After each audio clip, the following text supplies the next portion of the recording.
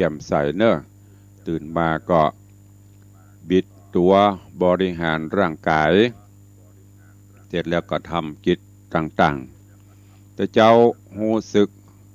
กำลังตื่นเข้าห้องน้ำห้องท่าแผ่นดินถ้าจะไหวโอ้แหงนักเกเนอะรู้สึกได้เจ้ามืดวันนี้ประมาณตีสี่ ตีสี่ปลายนี่แผ่นดินถ้าจะไหวถ้าจะแม่นนะก็ว่าเขาหน้ามืดเขาลึกพึกกำลังอยู่ทำกิจวัตรส่วนตัวห้องน้ำห้องท่ารู้สึกว่าถ้าจะแม่นก็ช่วงนี้รู้สึกว่าธรรมชาติก็เริ่มจะแปรปรวนในปีนี้ฟ้าฝนก็หนักแล้วก็บ่แน่ไปหน้านี่จะแรงก็จะได้ก็ยังบ่ฮู้เตื้อเพราะมันเป็นเรื่องของธรรมชาติเฮาไปฝ่าฝืนอย่างเปิ้นก็บ่ได้จะได้ก็ตามเฮาก็ต้องหาวิธีการป้องกันอย่างต่างๆที่มันจะเกิดขึ้นอย่างกรรมโบราณเปิ้นว่าตามีหน้าพอหน้าบหันตาอยู่บนหน้าเขาเนี่ยเขาพอหน้าเขาบหันยกเว้นไปแยงแว่นไปส่องกระจกเขาจะหันเพราะฉะนั้นอนาคตการไปหน้าเขาก็บ่สามารถจะล่วงหูได้ว่าอย่างจะเกิดขึ้นกับเขาจะเป็นจะได้เขาก็บ่ฮู้ทำวันนี้เวลานี้ให้ดีที่สุดให้เป็นประโยชน์ที่สุดโดยการนำธรรมะมาใจที่สำคัญก็คือหลักธรรมะสติสัมปชัญญะกำกับตนกำกับตัวอยู่เสมอแล้วกิจกรรมกิจการอย่างต่างๆก็จะสำเร็จผลตามเป้าหมายของเขาได้ดังนั้นก็ฝากไว้กับปออกแม่ออกศรัทธานาบุญเฮาเจ้าข้าทั้งหลายเนอะทำปัจจุบันกำหนดลมหายใจของเฮาไปอยู่กับปัจจุบันอย่างที่ครูบาอาจารย์เปิ่นได้สอนอย่างหลักธรรมการปฏิบัติธรรมสติปัฏฐาน4กายเวทนาจิตธรรมนี่หูตนหูตัวอยู่เสมอทุกขณะทุกโอกาสก็จะทำให้เฮาบ่พลาดในการสร้างคุณงามความดีวันนี้ก็จะเจริญพรทุกท่านเนอะเข้าสู่หัวใจของรายการนั่นก็คือฟังธรรมะแบบปืนบ้านล้านนาที่ตุลุงจะได้นำมาเทศน์ให้ทุกท่านได้รับฟังแล้วก็นำไปคิดพิจารณาตัวเองในช่วงนี้ก็คงจะเป็นธรรมหลากหลายเรื่องก่อนที่แรกเทศน์ธรรมเรื่องนางไข่ไก่ก็เลยเปลี่ยนเรื่องมาทุกเรื่องก็ขอขอบคุณกับโยมพ่อเลี้ยงธนวัฒน์โยมแม่เลี้ยงทัดพิชาสุสิงคำเนอะมหารัตนอุบาสกอุบาสิกาได้เป็นเจ้าภาพกันเทศน์กันทำกันเก้ากันละ2 ปันพ่อง3 ปันพ่อง5 ปันพ่องบูละแล้วแต่เปิ้นจะเมตตาได้อนุโมทนามานี่ก็ขอบคุณอนุโมทนาบุญตัวเจริญตั้งจิตตั้งใจเนอะหรือมีงานใดที่จะทำก็ทำไปบางท่านก็อาจจะขับรถขับรางบางท่านก็อาจจะกำลังทำกิจต่างๆส่วนตัว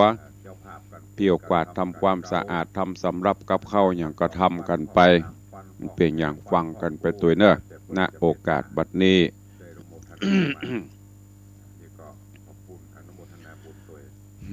นะโม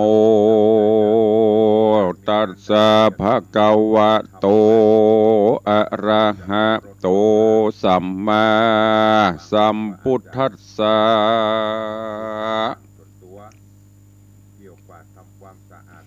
มาตาปิตุอุปัฏฐานันติดูราโสตุจนะสัพพุริสะตังลายโม ตั้งยิงและใจมวลหมู่จุ่มตั้งนาสู่ดาฟังยังรัศธรรมอันยิงอุตตมะมิ่งกองดีอันพระมุนีหากกล่าวเทศนาเล่าใครจะออกในมังกลา38อันใดแขวดกระทาว่ามาตาเปโตโอปัฏฐานังจุงดาฟังหือทีเอาเป็นที่สอนใจแก่คนยิ่งใจจุภูหือได้หูแจ้งตั้งเดีเอาตัวนี้จากบาปอย่าประมาทกุศลใจมงคลจิตเจตเพื่อตัดกิเลสตัณหาพระพุทธาตาไหลโลกหูแจ้งโพดสงสารสร้างสมปานมากสี่อสงไขยหากเป็นตรายาวนานบาดลำบากทุกภาวะจาดปั้มเป่งมาโพดสัตว์นานาหลายหมู่ได้เข้าสู่นิพพานข้ามโอคะสงสารกรรมนาพ้นจากข้าแห่งโลกีกะตำกรรมดีไปใจจุงรีบกะตำบุญไว้เพื่อแผ่สละแต่เตตานสร้างวิหารโรงโบสถ์เป็นประโยชน์สถานมักกะต่างน้อยใหญ่แป่งขัวไก่คำไปอันใดและมีประโยชน์บ่มีโทษสันใดแป้งใจใสแผ่กว้างพระเก่าอ้างว่าตานะไม่การรักษาศีลใสสะอาดศีล5บ่ขาดกาญาเกือปานาติบาทบอกขนาบข้าสัตว์ตังแมงมัดน้อยใหญ่มีจิตไฟเมตตาอินดูคุณนาจุสิ่งใจน้อมยิ่งต่างธรรมอาตินนาตานอย่าโลภเอาของผู้อื่นลู่อย่าตื่นจริงเอาอย่าลักเข้าของผู้อื่นจุงสนุกโจมจื้นของตนแบ่งใจตัวตนเตี้ยงมันของเขานั่นบ่ใจของเฮากาเมสุมิจฉาจารอย่ามีใจพันตั้งต่ำจะอุพรัมมายากามตัณหาเน่งหนีบใจฮ้อนรีบราคีใจนั่นยินดีชื่นสูบหมายชื่นจูมายาล่วงปาริญญาคนอื่นสนุกชื่นเมียเขาเป็นคนมั่วเมาต่างบาปจุงขนาบใจเฮาว่าเป็นเมียเขาก็ฮักจุผูกกระดำจุเตี้ยงจักแตกเปปังเป็นบาปกรรมอันใหญ่ไปขวางไขว่ต่างสวรรค์และนิพพานจุงพิจารณาสังขารไปใจว่ารูปกายเฮานิสัยบ่ดีงามหากเป็นสังขารคาบเน่าเป็นซากเก่าของตนจักตายถมแผ่นดินหนาแน่นบ่อใจแควนดีงามมุสาวาตาอย่าได้จาลวงเขาจุหลอกเอาของตานจะปากตันแป่งกรรมเพื่อแป่งความอันใหญ่เขาจ้างใส่แป่งเอาเป็นพระญาณเขากล่าวถอยปอยกล่าวกรรมน้อยบ่จริงกรรมบ่ได้ยิน ก็หูจ่าฟู่อู้แป่งเอาบอกขะนิ่งกำเข่ากึดไข้ต้านตุกไรสันใดเมื่อยามไปถูกโตดกรรมนั้นลวดถึงในวันนั้นจะแลนาสุราเมระยะมัชฌะปมาทัฏฐานาอย่ากินสุราน้ำเรากินเข้าไปแล้วลืมลงเนี่ยตนหนุ่มน้อยจากกล่าวถอยกำพรางจ่าห้าวหันอวดอูใจลิงลูปาโลจากป่าตัวเข้าสู่โขงเขตกู้อบายสิมตั้งหลายหาเส้นอย่าหลีกเว้นกับตนเป็นมงคลอันพาเสดดีลำเลิศนักหนามีกันทาหอมยิ่งนักผาดเจ้าจริงกล่าวว่าศีละไมอันหนึ่งจุงหักษาใจหือสะอาดภาษจากนิวรณ์เป็นคำสอนพระพุทธเจ้าจ้างเข้าสู่ภาวนากตรรมสมาธิหือมันตั้งป้อมเป่งนอนมีสอง คือสมถะกองภาวนาและวิปัสสนาภาวนาตามมรรคกองอริยเจ้า เพื่อไหลเข้าสู่ตังดีอย่าประมาทแก้วตังสามดวงบ้านงามผาเสดเป็นแก้วเลิศเจียงคานของได้ส่งสารบ่มีเพียบใดฮือคณิงควายโอวาดกรรมจรศรัทธาทนางยังเชื่อกรรมบุญบาปติดตามขนาบดังเงาติดตามเฮาบอกขาดภัยกระทำบาปลวงลายแปลงแต่งแปลงไปตกเยืองอันเป็นเครื่องบดยีถูกเปิ้นบุบตีข่มคาถูกมีดพระฟันแตงถูกหลายแสงหลายหลากเป็นลมหากตายไปล้างคาบตายตกน้ำพ่องนันซ้ำตายแขวนคอตุกเต้นนอกรรมเก่าเลยไล่เราจุวันกันตันในเอาหันบลบหลีกคำสักยามกระทำกรรมดีไว้มากบุญนั้นหากติดตามทุกสถานห้อมหวยจักจูจวยกรรมต่างดีแม่นหิหามีแต่น้อยปีเบี้ยเป็นร้อยเมื่อก่อนบ่เคยหันมีเงินปันเงินหมื่นใจโจมชื่นเจยบานมีสันทานบ้านจ้องเต็มจุห้องมากมวลมีใจบอกวีสักขาบยุตั้งใดเตตานลางคนอายุนานมีมากสติหากยังดีโรคาบ่มีถูกต้องเพื่อบุญห้องไปลาง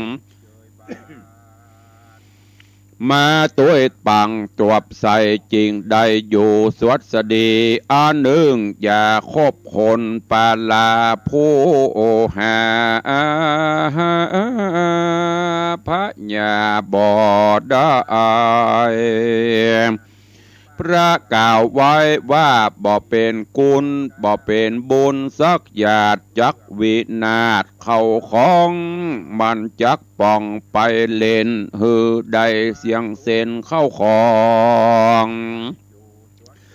นายบ่อนผ่านนันฮึกใหญ่ตีเข้าใดเสียกันสมบัติบ่ตันบ่ค้างเสียตั้งบานไรส่วน งัวควายตนหลายสิ่งจากมวยมิ่งชิบหายมีของใดวายวอดมันจักสอดนำไปเล่นนาดูกะลาศรัทธาตั้งลายมวลหมู่อันดักอยู่ท่านอดาฟังยังธรรมเทศนาวิเศษตั้งจิตเจตยินดีอย่ากวนควีตั้งอื่นใจตั้งใจรื่นฟังธรรมฟังแล้วจำนำไว้มันติดสอดดันคำสอนแห่งตนบ่วอนเตเป็นเหตุเกิดพญาดังกาถากล่าวว่าสุดสู่สังละพเตปัญญังการฟังธรรมเทศเคารพเหตุความดีปัญญามีแก่กล้าหูคมคาป่าปะธรรมหูตังนำหูตังบุญนำตังบาปหูสุภาพกองดีโอดขันตีแก่นมันบอกกึดสันใจดำฟังแล้วจำจดชื่อจงเฮอมันฟังธรรมเตเนจักจะจำยังกุลปิตามันดาพ่อแม่ตานนั้นแผ่พานียังบุตตาบุตรีลูกเต่านับแต่เข้าสู่ในคันทะลงทุกขังลำบากโอดกันอยากของจินของเจียงจินอร่อยส้มเพชรก้อยผ่อนตัวหากลัวบุตตาลำบากตนไม่หากทะนอมใจจักเตียวไปมาลูกนั่งบ่เฝ้าฟังเร็วปานเมื่อก็มาก็ผ่านกลุ่มกอดก้อยย่างตอดไปมาพิจารณาทวนที่จักไปตีใต้เหนือก้อยแฝงเฟือย้ายบาดกลัวเต้าประหลาดความง่ายลูกจักตายความมาขาดแม่บ่ปะมาเตียวต่างก้อยสวะวังทวนทีแปลงใจกุ้ยเจยบานสละตานบ่ขาดบ่ประมาทเกี่ยวตั้งสามแปลงใจงามจื่นสู่เพื่อเข้าสู่บุตรตาจะเกิดมาฉลาดหูกองบาปกองบุญมีใจหนุนแผ่กว้างได้รีบสั่งตั้งดีแม่พานีลูกมากนักผาดเจ้ากล่าวจาว่าปิตามันดาพ่อแม่เป็นพรหมแก่ลูกบุตตามีคุณอนันตาหาที่สุดบอดได้จงจำไว้พิจารณาจงสั่งฆหาพ่อแม่อันมีคุณแก่ตัวตนอย่าฮื้อจนกันอยากลำบากโดยอันใดอนุโลมใจอย่าเกียดอย่าจ่าส้มเสียติเตียนเป็นกรรมเวรไปนาตกถอยจากกับตนการคนใดจะลาดบ่ประมาทต่างทำจุงคบยำแยงพ่อแม่ตั้งจิตแผ่เจือโจรด้านเสียงบุญไปให้แล้วอย่ากราดเกลียวลาสาอุติสตันไปหาดังอันนี้ได้ชื่อว่ากตัญญูกตเวทีตามกองดีอาลิยะญาตินักปราชญ์หากสักเสริญและนา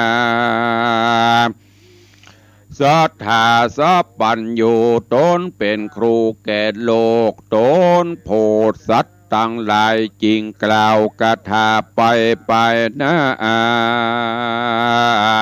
ว่าปุตตะตถาปุตตะทาราชาสังฆโหโหป่อแม่สังกะลูกเต้าบ่โศกเศร้าก้อยใจหมดแม่งไห้ต้อมไตปัดวีไล่เล็งหากลัวสัตว์หลายมากัดตอดลูกเกี่ยวยอดปูตาอย่าลุมละอยู่ลุมลาฟักไฟกันลูกน้อยให้กีดแม่ก็ปันกินโนมแล้วจูบจมขวัญลูกแก้วเล่าลมแล้วนาว่าตาตะดูราใส่ใจพ่อแม่จุงรับแต่นอนดีบอกกวนควีลูกเต่ามือลูกเล้าจมขวัญพาปกปันหอบผ้าตูมปอกกะญาหาวัฏฐามาเปลี่ยนบ่ฮือเปียกเปลี่ยนไปหน่อย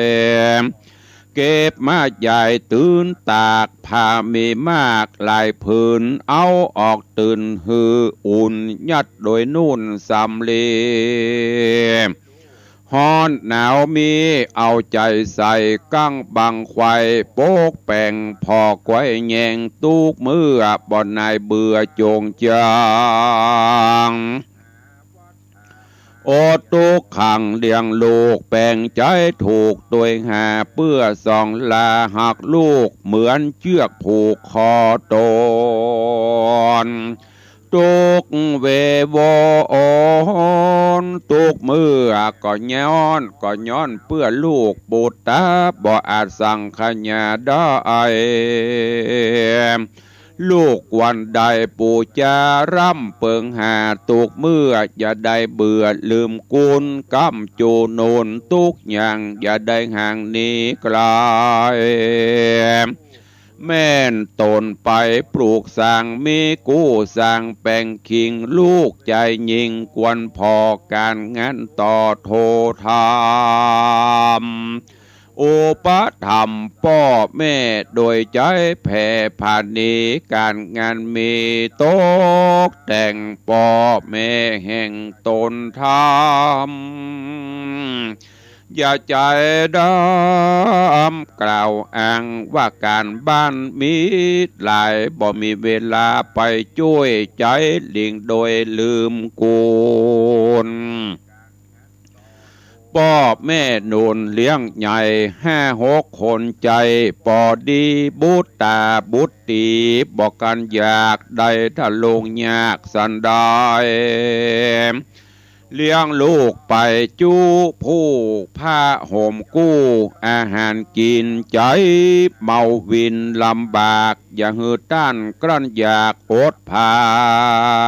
นช่วยทำการจุเยืองอย่าหือต้านเครื่องหัวใจ2 เท่าบ่ได้แต่เราหือ2 เท่าเจอเอบานอาหารใดตันจอบประกอบโดยข้าวหวานหลายประการจุเยืองอย่าหือต้านเครื่องกองหาวัตถุนาเสื้อผ้าอย่าหือตำจะอับจนพ่อแม่2 ตน2 คนจะเอาเลี้ยงลูกเต้าโอ้โหแม่หลายคนจำเลินตน ขึ้นใจเห่อใจใส่ทำหาเตียวไปมาอย่าขาดอย่าประมาทวางเฉยอย่าละเลยลืมกูลต้านมันเยี่ยมบานปอกวนยามเมื่อทะลงพญาตเปียที่อาตราเว เจ็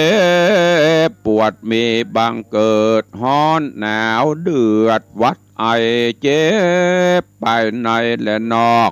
จุงเสาะสอดทำหาเอาหมอยามาใส่นวดฟันไข้กะยากันลุกมาบอดใดจุงมานั่งไกลเข้าหาหอบกะยาลุกนั่งมาพระมาห่มปาดกะผ้าห่มปาดกังกันหนาวแม่นเหม็นข่าวเหม็นสาบจุงขนาบใจโดนบอกวันราบอดีกวนกิเลสจากกรรมส้มเสียดอันใดปฏิบัติไปอย่าขาดแปลงใจมัดขาดหักษาอย่าฮือสองลาได้ให้น้ำตาได้ปังลงจากปาโตโอโหทุกอยาก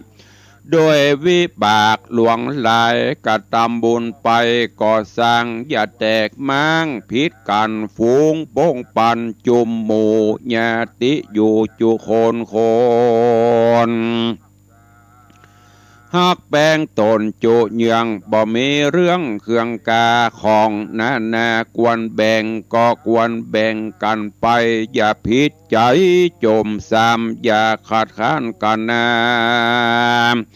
กล่าวว่าจะสุภาพอันนักปราชญ์ยอกูลมีใจนุนแผ่กว้างอย่าดื้อด้านไพมานพี่น้องกันจุมหมู่จากำฟู่อู้กำดีอย่ากวนควีเอาเปรียบอย่ารังเกียจปงปันอย่าเกาะพันริสั่งฮือมากกวางไปลายตั้งชิบหายอย่าได้เข้าพระพุทธเจ้ากล่าวสอนใจจะแลนาเนติดังขีญาสังวันนาวิเศษจาห้องเหตุธรรมเทศนามาตาปิตุตอนที่หนึ่งก็บังโกมสมเรศสเดช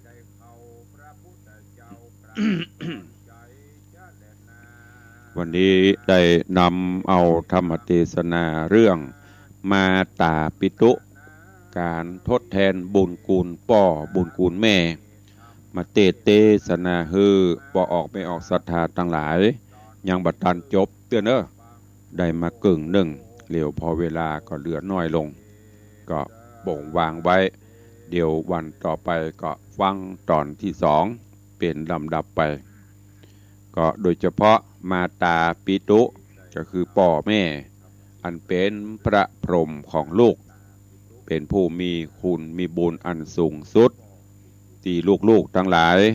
ควรที่จะคงขวายเทิดทูนบูชาไว้เหนือเกล้าเหนือกระหม่อมเพราะบ่มีป่อ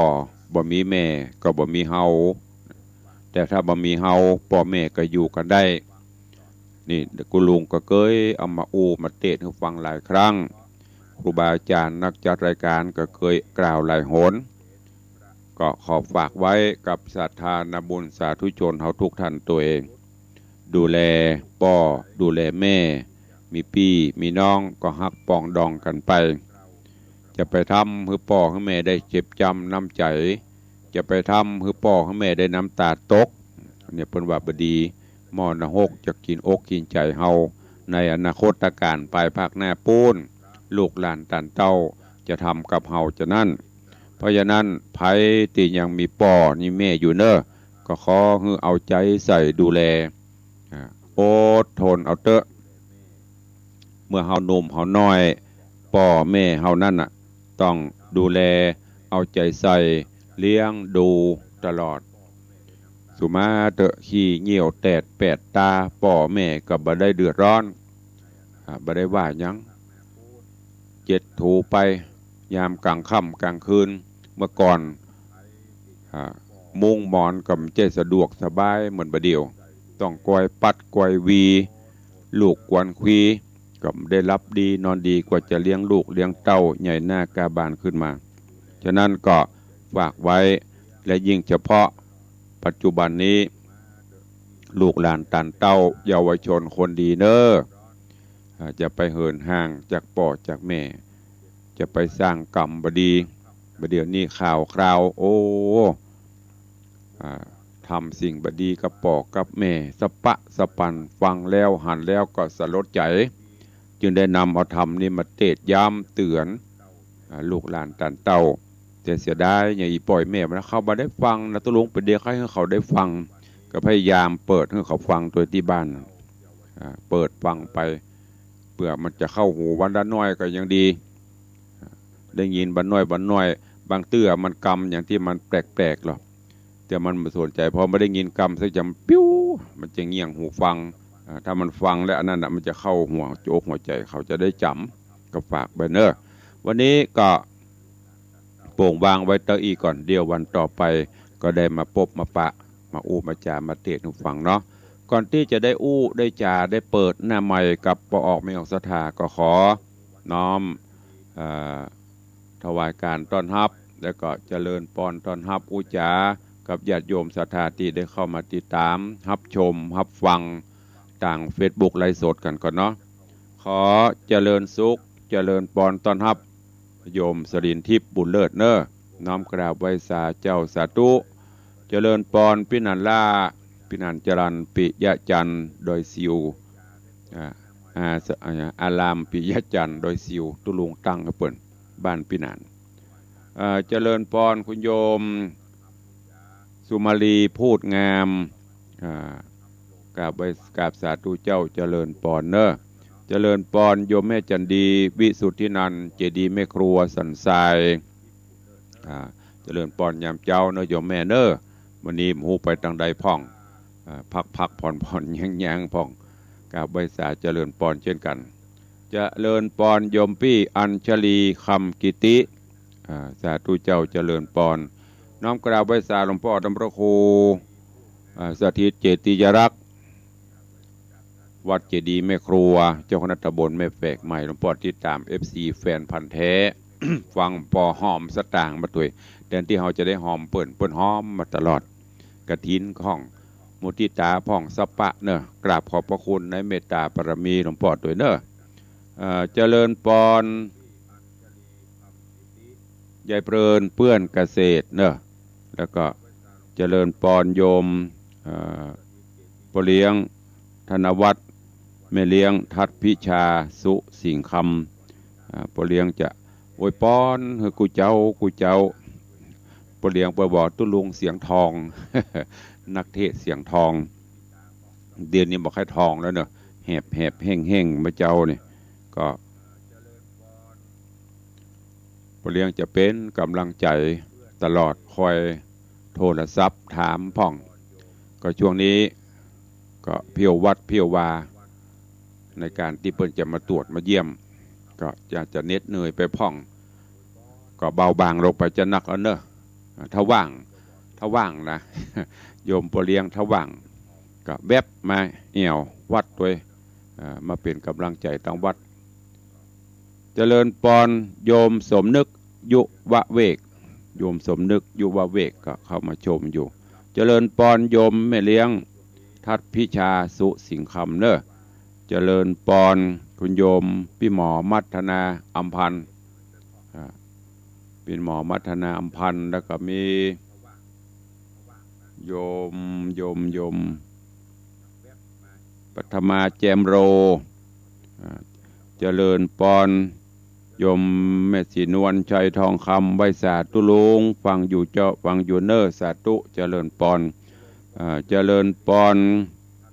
โยมสุรัตน์เสาคำโยมตู่วิเวกวรรณรามเจริญปอนโยมแม่ปราณีพยัคฆ์ไคหพลนางฟ้าสายบุญสิงเสือใต้ รับชมรับฟังอยู่สาธุเจ้า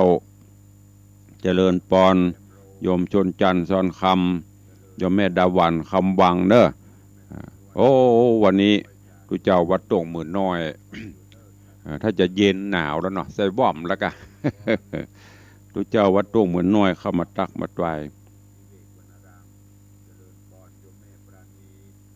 ครับผมขอบคุณหลายๆเนอะท่านพระบดีกาชันดรงค์หรือตุปิโต้งอันนี้นักเทศเสียงทองเนี่ยเสียงทองแต่ละเตดมัดซีเตดกมหาจัดเสียงปนม่วนเดี๋ยวนี้ลุงบะม่วนละกุมารก็เท่าแล้วเนอะปีนี้ได้ไปตะไดได้ไปตะไดบ่ฮู้เปิ้นนิมนต์มาบ่ใครฮับละเดี๋ยวจะโยนไปปุ่นน่ะโยนไปต้งมือน้อยปุ่นน่ะแล้วก็เอามาเนื้อร้อยละสาว เจริญปอนโยมพิมพ์บุญใหญ่ โยมพิมพ์กราบใบสาเจ้าหลวงพ่อสาธุตั้งเชียงไฮ้ถ้าจะหนาวแล้วเนาะก็ดูแลสุขภาพตัวเด้อฝากความคิดถึงไปถึงแม่ตัวจะไปลืมเด้อแต่ว่าวันซืนหันเปิ้นตอดกันอันถิ่นตั้งเชียงไฮ้โอ้พอโยมพลอยเปิ้นเอาลงเฟซถึงวันตุลุงติดตามลักพออยู่เปิ้นลำวงเปิ้นแห่แหนเต้นแต่เป็นขบวนไปได้ขยกขยงมาเนอะโยมพิมพ์ยกขยงทางแม่สายมาตัวมาทางเพศตัวแหมต้นเนอะเจริญปอนโยมพี่นิ่มแม่เลี้ยงนิ่มพี่นนท์นิ่มกำลังเข้ามาชมอยู่สาธุนี่คือ FC ต่างหน้าจอ Facebook ไลฟ์สดเดี๋ยวก้อยไปอู้ต่างหน้าไม้แหมกำเนาะ เนี่ยมันมีหลายช่วงทั้งหน้าจอทั้งหน้าไม้วันนี้ก็ขอประชาสัมพันธ์ข่าวสารงานบุญให้ญาติโยมต่างหลายเนอะวันที่29ที่จะถึงนี้เชิญชวนญาติโยมทุกท่านร่วมทำบุญตอดกฐินสามัคคีที่วัดฝ่ายหินตำบลสุเทพอันเป็นที่ตั้งของสถานีวิทยุในความอุปถัมภ์ของมหาวิทยาลัยเชียงใหม่เนอะเชิญชวนไปร่วมอย่างที่ตุลุงได้บอกได้กล่าวมาถึงวันปัจจัยกับบำรุงเป็นการน้ำกับไฟและเป็นที่ใจกล้าใจจ่ายในการพัฒนาวัดสถานีวัดฝ่ายหินก็กูเจ้า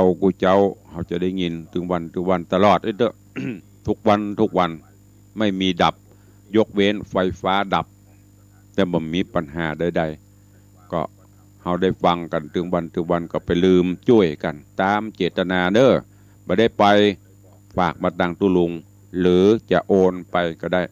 ที่บัญชีวัดฝ่ายหินพุ่นก็ฝากหวังไว้ตัวนอกจากนั้นก็งานบุญกฐินช่วงนี้ก็เป็นช่วงของเทศกาลงานบุญมีหลายวัดหลายวาที่เปิ่นตานกฐินที่ตอดแล้วไปก็มีที่ยังบ่ได้ตอดเตือกก็มีหลายวัดหลายวาอยู่ใกล้ที่ไหนก็ไปที่หั่นเพราะว่ากฐินนั้นเป็นเพราะว่าเป็นการเวลาจำกัดเหลือเวลาแถมกี่วันก็จะตึกวันที่ถ้าจำบ่ผิดวันที่8กันที่8วันที่ยี่เป่งก็จะตึกนั้นสิ้นสุดการตอดกฐินจากนั้นท่านจะมีเป็น10 ล้านเป็น100 ล้านเอาไปตอดก็บ่ได้ละแต่พระป่านี่ตอดได้ตลอดตานอย่างอื่นเขาตานได้ตลอดแต่กฐินนี่มันมีน้อยมันมีเวลาจำกัดก็ฝากไว้ตัวเองโอ้ไวสาหลวงพ่อธรรมพระครูอดุลศิลกิจปราชญ์ล้านนาวันนี้หลวงพ่อได้เข้ามาชมอยู่นี่เป็นบรมครูเป็นครูบาอาจารย์ผู้ทรงภูมิความรู้หลวงพ่อได้เข้าเปิ้นจังเปิ้นบอกนะลักมาพอเปิ้นอยู่นะ การเปิ้นเหรอแจ้งเปิ้นก็ได้สตางค์วันนี้มันได้สักบาทนะหลวงพ่อเนอะการหลวงพ่ออยู่ มาไงไปหั่นมาตอนไปหั่นมาคืนไปหั่นนะนิ่มได้สักบาทเดี๋ยวมาเจ้านี่ กราบขอบพระคุณในเมตตาบารมีหลวงพ่อได้เข้ามาชมก็วัดถาดคำเปิ้นเข้ามาก็ดีรวดประชาสัมพันธ์พี่น้องญาติโยมเด้อใครที่ยังมีเตื้อปักกระตืนปฏิทินล้านนาฉบับวัดถาดคำที่เฮาได้พอมื้อจันทร์วันดีจะเอารถออกวันนั้นจะแต่งงานวันนี้จะกินจะต้านอย่างน่ะเฮาใจปักกระตืนของหลวงพ่อธรรมพระครูอดุลศิลกิจวัดถาดคำเนอะอาตมาหรือตุลุงก็ใจตลอดพ่อมื้อวันดีตอนนี้ออกแล้วออกอย่างไม่ใช่ออกไปไหนนะคือพิมพ์สำเร็จเรียบร้อยละใครต้องการก็ไปปูจาเอาได้ที่วัดถาดคำหรือตามที่ห้างสังฆพันธ์ก็มีเนอะแต่เล่มตะไดบูเนอะตุลุงไปได้ถามหลวงพ่อเพิ่นก็เอามาไว้กับตัวพ่อกับบ้านกับจอง หามื้อจันทร์วันดีวันนี้หลวงพ่อเข้ามากระลวดประชาสัมพันธ์เฮ้อเนอะโฆษณาฮือเอาฉบับละ25 สตางค์ก็พอละ ก็ที่วัดวังสิงคำเนอะวันที่6 พฤศจิกายนวันอาทิตย์ที่6 พฤศจิกายนเป็นวันทำบุญทอดกฐินน้อมเอิญเชิญชวนทุกท่านเนอะใครว่างเว้นก็มาร่วมกินร่วมทานด้วยกันที่วัดมีหลายวันที่6นี่ดูมันจะนักพอเป็นวันติดใกล้จะสิ้นสุดตัวเองก็น้อมเอิญเชิญชวนเศรษฐีใจบุญในทุนใจดีมาร่วมด้วยกันเนอะเอาแล้วเนาะเหลือเวลาแถมบักกี่นาทีจะได้เปิดหน้าไมค์อู้เอ่ยอู้จ่ากับพี่น้องสถานบุญตัวเองขอบคุณโยมแม่อำไพกรองลาดแล้วก็พี่ไอ้นรงค์มูลศรีเนอะวันนั้นตุลุงไปงานเปิ้นได้ถวายเต้นปามปอได้รวบรวมยอดรวบรวมร่วมบุญกุศลมาด้วยกันก็หลายคนอยู่ตุลุงบอกประกาศแล้วเนอะรายชื่อเอาเป็นว่าสรุปยอดที่ได้ห่วมตาลมาวันนั้น 2,320 บาทเนอะโยมแม่อำไพกรองราชแล้วก็พี่ไอ้นรงค์โมทนาสาธุตัวได้2,320 บาทสาธุอนุโมทนาตัวเนอะอ้าวเจริญปอนไผ่นี่โอ้วันนี้อย่างเบิ่มใจก็ว่าไผ่เข้ามาเจ้าจี้ว่าไปเข้ามาเจ้าจี้เนาะเบอร์น้ำใจกะเบอร์นิ่มใจกะเปลี่ยนเครื่องกะก็เปลี่ยนแล้วครับเบอร์เดิมเบอร์เก่านะครับแล้วชื่อมันยังบ่ขึ้นได้ตาลายแล้วใช่ชื่อมันบ่ขึ้นนะชื่อบ่ขึ้นนะมาโชว์กับเบอร์ไม่หายไปทางใดอ่ะไม่เลี้ยงว่าใดไม่เลี้ยงว่าโอ้เปิ้งกระทงเขาเป็นวัดท่านว่าครูเจ้าคณะตำบลว่ายังมาปิ้งใส่ไว้เงี้ยว่าหรือปิ้งวัดเป่งใส่ไว้เงี้ยตุลูมอยลงไว้น่าอย่างก็ห้องน้ำเพื่องามมือว่าโอ้แต่งย่องแม่แห่เดี๋ยวมาเมาตั้งซุ้มไปเหรอมะเมาตั้งซุ้มเนี่ยมันโอ้แต่เนื้ออยู่บนยางดูแลสุขภาพด้วยเนื้อครับผมลองมาเอวพอเนอะไปเมาลับมาช่วยมาดูท่านว่าครูเป็นเนื้อต้อนรับกระดิ่งเนี่ยส่งกับท่านว่าครูเนื้อตั้งจิตตั้งใจวันนี้ว่าจะเปล่าน้ำแม่นะว่าจะแก้คนเลี้ยงว่าจะเปล่าน้ำไหมครับน้ำอย่างที่องค์น้ำดื่มนะครับเอารถใส่มาที่วัดเขานะครับมีนักอยู่หรอน้ำอ่ะโอ้ข้าวเขาว่าใจถึงวันมีนักอยู่ล่องมาเอวกับพอละซื้อขนมมาสู้ขอนยาการนี่เนอะสาธุอนุโมทนาสาธุครับขอบคุณกับโยมปเลี้ยงธนวัฒน์สุสิงห์คำถึงบ้านก็จะได้ยินเสียงเปิ้นได้ยินตุเจ้าก็ดีใจตุเจ้าได้ยินเสียงเปิ้นก็ดีใจก็ขอบคุณอนุโมทนาบุญรักษาเนอเจริญปอน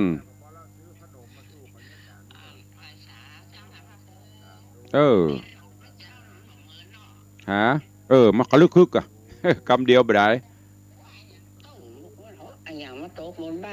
เขากำลังสูมาเถอะกำลังส่งน้ำในห้องน้ำเขาลึกพึกเขาไอ้ยังพอจะกู้จะตากง่ายเลยนึกว่าหน้ามืดเขาไปใจเป็นว่าแผ่นดินไหวนั่นน่ะ4 โมงไปประมาณตี 4 ครึ่งประมาณพอนาฬิกาขอบคุณเด้อแม่เนอบุญรักษาอยู่ดีมีสุขเจริญปอนสายต่อไปขอบคุณเนอะโยมแม่บุญปันแต่เจ้ากำลังส่งน้ำเขาลึกเขาไปกันนึกว่าเฮ้ยอันยังบัลลังก์วันนี้ไอ้ความดันสูงใกล้เขาไปใจก็เงืดอยู่ว่าคงจะแม่นปรากฏว่าแม่นแต่แผ่นดินไหวแต่บ่เมินมันบอกเขาลึกบึกแต่แหงหูได้อยู่กำลังยืนเปิดก๊อกน้ำสว่าเจริญปอนไว้ช้าเจ้าเด็กหญิงจันคำแฉงบน เจ้า4 โมงไปแม่ก็ลังฟัง4 โมงกี่นาทีจำได้ก่อจดไว้น่ะ4 โมงกี่นาทีโอ้โหเจ้าลุกแล้วกันน่ะก็ว่านอนอยู่ก่อ4 โมงน่ะเสมอฟังตุลุงร้องเตะอยู่เจ้าแล้วแผ่นดินไหวอยู่ที่ไหนอยู่ในเนี่ยจะอยู่บ้านเนี่ยอยู่ในที่นอนอยู่เนาะเจ้าดีนึกว่าลุกโลนอีสาธุเนอะแม่มอนเนอะเนี่ยเวมอนจันคำแสงบุญสะดุ้งนึกว่าพระราชพระเดชลูกเตียงอันคนไข้ติดเตียงแผ่นดินไหวพระราชพระเดชลูกโลนนะเจ้าตัวลุงก็ว่าไปเลยเหรอโอ้แต่เราแต่เจ้าสะดุ้งมันหมอกมันถ้านอนรับนี่ก่อนถ้าจะบูแต่เจ้านี่ตื่นละเข้าส่งน้ำในห้องน้ำไปเขาลึกพึกโอ้กันยังว่านั่นนะก็นึกว่าโอ้อย่างนั้นแน่มืดไกลไปใจแผ่นดินไหวมันเป็นเรื่องธรรมชาติเนาะเนี่ยตุลุงบอกตะกี้นะไม่มีใครจะห้ามเพื่อใดเนี่ยมันจะมีอย่างไม่แหมโบหุก็ประทังไปเนาะอยู่ไปประคองไปเป็นวันตื่นเจ้ามามีลมหายใจโซ่อยู่โอ้ลมบุญยังมีอยู่สู้กันต่อไปดิ้นรนกันต่อไปตื่นเจ้ามากระด้างกระเดิงแล้วก็ปีกไปต้องเอาอีบเดียวไปเป็นวันเนี่ยเหลืออีก2 นาทีสุดท้ายใครจะอู้ตัวทางบ้านเข้ามาเนอะโอ้เจ้านี้ตึง Facebook ตึงโทรศัพท์ยังแควนหน่อยเอกมีอารมณ์ค่อยมาหาพ่องเอาเจริญปอนโอ้วันนี้เสือใต้มาเจ้าเฮ้ยแผ่นดินไหวก็ตำปุ้นไปไหนเจ้าแผ่นดินไหวก็บ่หูรับเนาะรับรับดี4 โมงไปแผ่นดินไหวตอนนั้นรับอยู่สบายเนาะดีแบบพระราชพระเดชลูกโล่นนะนึกว่าผีหลอกตี4 เกิ้งกะแผ่นดินไหวไปไหนกันวันนี้ไปเจ้าไปวันที่30สาธุมาบุญกฐินมนฤาษีไปหลายกะวันนี้เข้าร่วมตัวดีละร่วมบุญตัวกันเนอะวันนี้เข้าไปร่วมตัวสาธุขอบคุณหลายๆเนอะแม่เนอะบุญรักษาใกล้ๆจะโอนตังค์นะเจ้าไม่เป็นไรยิ่งนานวันก็เดี๋ยวถามลูกก่อนถ้าว่างยิ่งนานวันก็ขี้ดอกออกไปตามนั่นกะวันละบาทไม่ดีร้อนมากจะเข้าไปวันงานดีละสาธุโมทนาบุญเด้อจะเลินปอนโยมแม่ปราณีพยัคฆ์ไคหพลสิงห์เหนือเสือใต้ชายกลางมาละเสือใต้มาละสิงห์เหนือปุ่นตายต้องเฟดปุ่นเอาแล้วนะวันนี้เวลาปเหมาะปควรแก่การเวลา1 ชั่วโมงติปะกันวันนี้เวลาหมดเวลาละขอนำรายการจากทุกท่านตะเล่มารูนอินดูปนอุตสาห์โทปนบัดโทกำลังจะห้าบยุดไปเหียไม่เป็นไรเวลาหมดเวลาละขอความสุขสวัสดีจุ่งบังเกิดมีกับครูบาอาจารย์ท่านเจ้าปออกไม่ออกศรัทธานาบุญกูขนเนออยู่ดีมีสุขจุนเนื้อเย็นใจสุขภาพพลานามัยสมบูรณ์แข็งแรงเหมือนกันจุตนจุองจุผู้จุขนเนอจัตตาโรธรรมาวัตันติอายุวันโนสุขังปะลัง